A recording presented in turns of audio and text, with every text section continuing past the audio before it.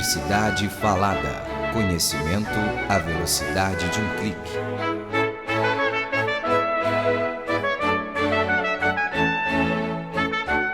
A Universidade Falada apresenta o audiolivro Nietzsche Apaixonado, de autoria de Paulo Giraldelli Júnior. Paulo é filósofo e escritor, doutor e mestre em filosofia pela Universidade de São Paulo, USP. Doutor e mestre em filosofia da educação pela Pontifícia Universidade Católica de São Paulo, PUC-SP. Tirou seu pós-doc pela Universidade do Estado do Rio de Janeiro, UERJ, sua livre docência pela Unesp, onde também foi o professor titular concursado. Atualmente, Paulo Giraldelli Júnior dirige o Centro de Estudos em Filosofia Americana. 1. O efeito Xantipa. Igualando os comportamentos do filósofo ao do sacerdote asceta, Nietzsche escreve sobre o quanto seria inimaginável ver um grande filósofo casado. Heráclito, Platão, Spinoza, Descartes, Leibniz, Kant e Schopenhauer não foram casados. Um filósofo casado é coisa de comédia, diz ele. Mas, é claro, ao dizer isso, ele logo se lembra do contra-exemplo de Sócrates. Justamente o pai da filosofia foi um homem casado. Teria sido o casamento de Sócrates apenas mais uma artimanha ou uma travessura do grande ironista? As reflexões de Nietzsche sobre o não casamento de vários grandes filósofos e o casamento de Sócrates é algo para se pensar. Como Sócrates conseguiu ser um grande filósofo e, ao mesmo tempo, um marido? Não é a atividade do filósofo uma aventura pública, uma façanha do homem preocupado com as grandes questões e então sem tempo e gosto pelos problemas menores do cotidiano doméstico? Sócrates foi mesmo, afinal, um marido? Alguém que se via filosofando por determinação divina a partir do dito do oráculo de Delfos e que se meteu em campanha militar já maduro, também foi um simples marido, um homem comum? Como podia ele estar nas ruas de Atenas com uma mulher a tiracolo sem que ela fosse uma Simone de Beauvoir? É claro que há o filósofo casado, ou quase isso. Richard Rorty diz, por exemplo, que John Dewey não foi só o filósofo que se apresentou como a consciência de sua nação, mas também se mostrou cidadão exemplar, pai dedicado e bom marido. Aceitamos isso se pensamos na vida americana do tempo de Dewey e na sua figura circunspecta. Todavia, quando lançamos nosso olhar para a filosofia em seus tempos heróicos, todo e qualquer tempo antes do nosso, parece que devemos concordar com Nietzsche. Um filósofo casado faz rir. No entanto, Sócrates foi casado e teve filhos. Teria sido Sócrates, afinal, só um personagem principal de uma grande comédia bem mais complexa que As Nuvens, de Aristófanes? A vida de Sócrates estaria, então, resumida a uma peça burlesca? Nietzsche não dá o braço a torcer. Ele mantém sua tese do filósofo solteiro como aquele que pode ser chamado de filósofo. Mas então, e Sócrates, como fica? Ora, Sócrates foi um homem casado e conseguiu assim se manter, diz Nietzsche, porque sua esposa, Xantipa, veio a calhar com a necessidade de sua vida filosófica. Mais do que isso, ela potencializou sua tarefa filosófica. Sócrates foi o grande dialético das ruas de Atenas e Xantipa lhe ensinou o perambular. Assim, ele desenvolveu a filosofia da maneira que o fez. Ela teria agido contra a vocação de Sócrates se tivesse tornado o lar do filósofo aconchegante. Todavia, segundo Nietzsche, ao fazer da casa de Sócrates o lugar menos hospitaleiro do mundo, ao desenvolver talvez o pior gênio feminino que se poderia encontrar em toda a Grécia, Xantipa mais que devolveu Sócrates às ruas, aos ginásios e aos banquetes. Ela tornou tais locais os cantos próprios em que a juventude poderia encontrar a mosca de Atenas. A filosofia é pública ou não é nada. Sabemos disso. Essa situação pouco afável vivida com Xantipa não quer dizer que Sócrates não tenha tido conhecimento do amor. Sócrates conhecia bem o amor. Conhecia, sim. E também a partir de mulheres. Mas convenhamos, sabemos que ele era da caserna, era homem de viver com homens. Sócrates pertenceu, antes de tudo, à cidade. Ele era de Atenas. Ele se pôs como um patrimônio de Atenas. Sócrates não foi somente o pai da filosofia. Ele se transformou no herói da filosofia e no forjador da herança grega oferecida a todos nós no Ocidente. Ao mesmo tempo, deste seu altar regado pela cicuta, o que havia de autêntico senão um homem casado? Mas ele sabia não se apresentar como um simples grego preocupado com o jantar. Sócrates, para Nietzsche, é exatamente isso. Aquele que escapou por uma fresta do destino de ter desaparecido nos afazeres de um arrumador de quintal, e isso pela ação de um elemento contraditório, complexo, o efeito Xantipa. Eis aí a grandeza de Sócrates, espelhada em só um fato, que na verdade corroeu seu destino e concomitantemente lhe deu aquilo que ele precisava para cumpri-lo em favor de sua vocação e de sua missão. É difícil não ver aí nesse fato um atrativo para Nietzsche, uma estrelinha com o brilho propício para chamar a sua atenção, e mais que isso, provocar a sua admiração. O destino de Sócrates vindo pelas costas. Como Nietzsche gosta disso. Todavia, a admiração de Nietzsche por Sócrates não termina aí. A admiração? Sim. Por meio de todo o desprezo e pelas linhas acusatórias de Nietzsche, há uma profunda admiração do filósofo alemão pelo herói ateniense. Digo mais, creio que há amor.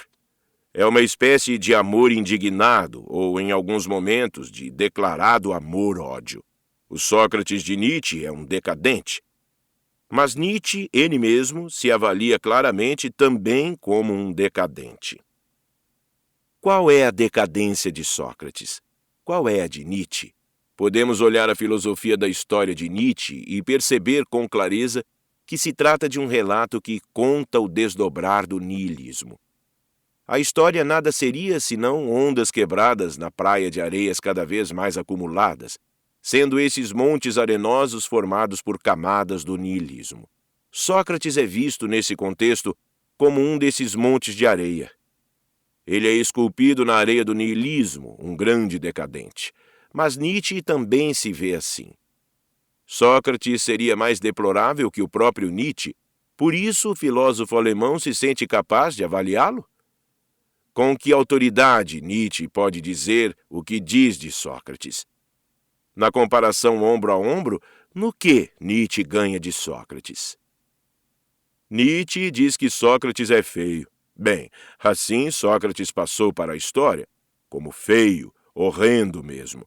Mas e daí? Nietzsche não é nenhum monumento estético. Além do mais, em tudo Sócrates foi melhor que Nietzsche, não foi?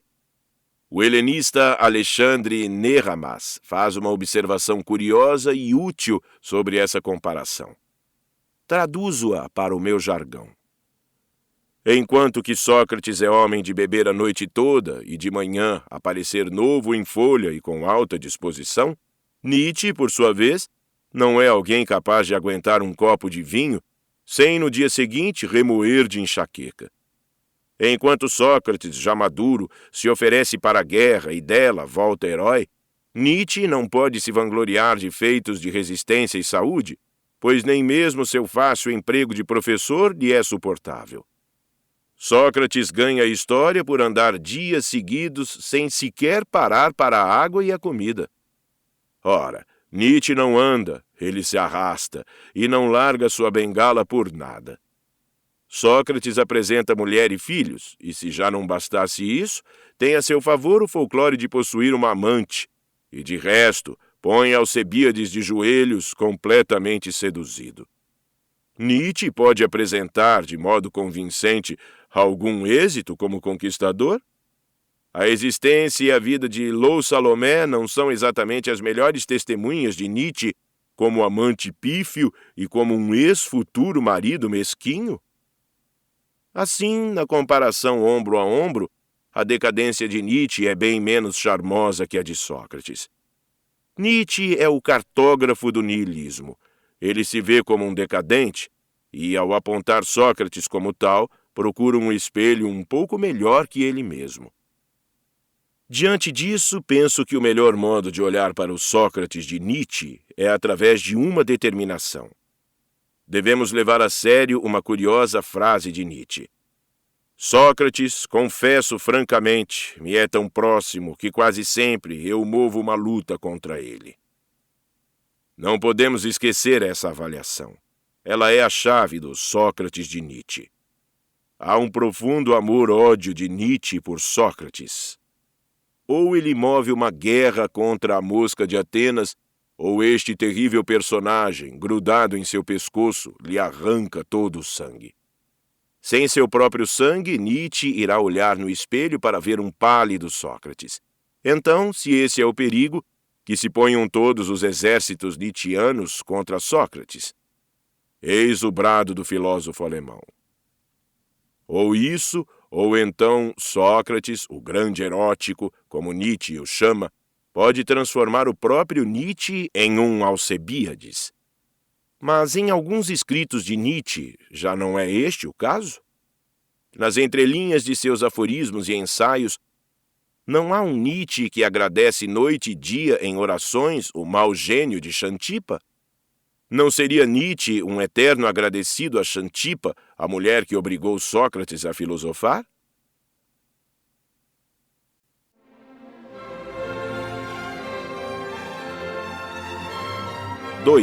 O grande erótico.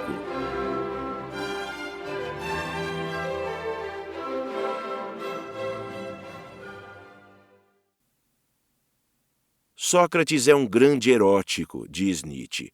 Ele é um sedutor incapaz de ser resistido. Quem negaria isso? Eis a quase prova. Computando só a produção de livros e artigos contemporâneos, isto é, pós-Nietzsche, Sócrates é de longe o filósofo em relação ao qual há o maior número de textos dos scholars e filósofos. Caso isso não possa ser tomado como indício de sua atividade erótico-sedutora, tão forte que perdura até hoje, então duvido que alguém possa caracterizar o que é a sedução. Sócrates, diz Nietzsche, fascina os jovens atenienses, de algum modo conquista os gregos. Não está Nietzsche, então, também caído pela mosca de Atenas? A explicação de Nietzsche sobre o fascínio exercido por Sócrates não só é brilhante, é também divertida. Nas entrelinhas é a exposição mais bem acabada da própria filosofia de Nietzsche. Sócrates, para Nietzsche, é um bufão. Ora, Nietzsche às vezes não se pergunta se também ele próprio não é um bufão? Mas antes de falar da explicação nietzschiana a respeito do fascínio exercido por Sócrates sobre seus contemporâneos, devo lembrar algo que brota do coração dos textos do filósofo alemão e que diz respeito à sua aflição diante de Sócrates. A impressão que tenho, digo sem temor, parece que Nietzsche sente que Sócrates o atrai para talvez jogar-lhe sob os ferros de um amor que irá lhe consumir. Algo muito mais devorador que o perfume de Lou Salomé. Como Nietzsche fez para se livrar dos braços do grande erótico? Tentando não cair no campo imantado de Sócrates, Nietzsche prefere, então, levar uma luta contra o ateniense. Redescreve Sócrates segundo os objetivos de sua própria filosofia, tenta recortá-lo de modo que, uma vez colocando seu personagem ateniense na sua filosofia da história, ele, Sócrates, se comporte comedidamente e não se lance contra os incautos. Pois bem, se isso é plausível de ser assumido, temos de considerar o Sócrates de Nietzsche uma ficção?